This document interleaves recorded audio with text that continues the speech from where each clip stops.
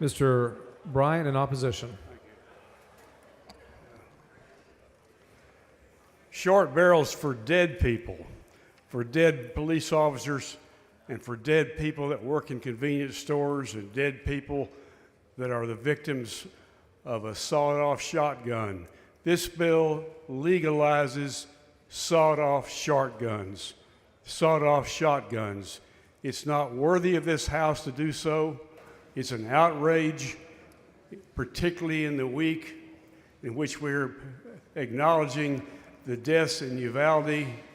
We heard about the deaths by these weapons of the people down in outside of Houston a few years ago. These weapons are not utilized for sporting purposes. They're not needed for self-defense. They can be concealed in a coat no bigger than the one I'm wearing right now and whipped out and utilized to murder people that are trying to serve us and protect us.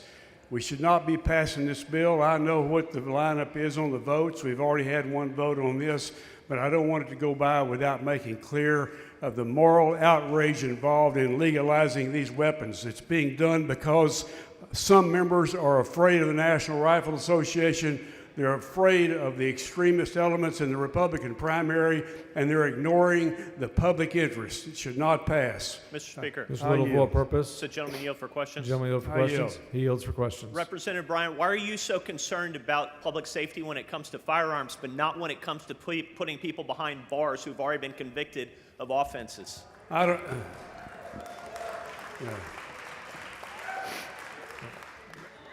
I don't know what you're talking about.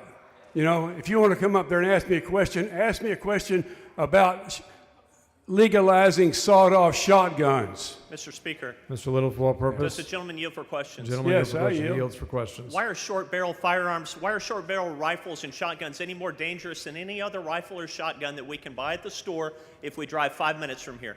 Why? If I have to answer that question for you, you and I are living in a different universe. It sounds like you don't know how to answer Well, the why question. do you think they're against the law already, Mr. Little?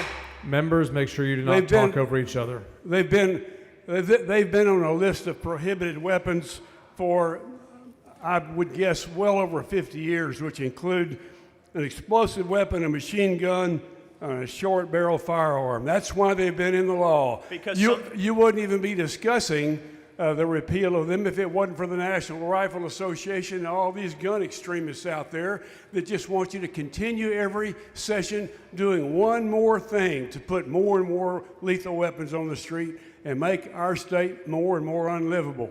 It doesn't make any sense. The reason we're discussing it is because some federal bureaucrats 100 years ago decided these were more dangerous than guns with regular barrels. That's why. And can you tell me why they're more dangerous? Yes, I can, because they're concealed in a coat no bigger than the one I've got on, and they're more lethal than other weapons. Not only that, they kill bystanders because the short barrel sprays the content of the shotgun shell in a much more uncontrolled radius. That's why. Thank you. Vote against this bill. Leave it alone. All right. Question occurs on final passage. Record vote. Clerk, ring the bell.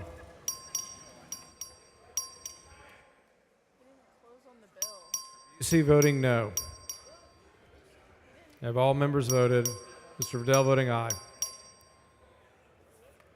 Mr. Verdell voting aye. Have all members voted?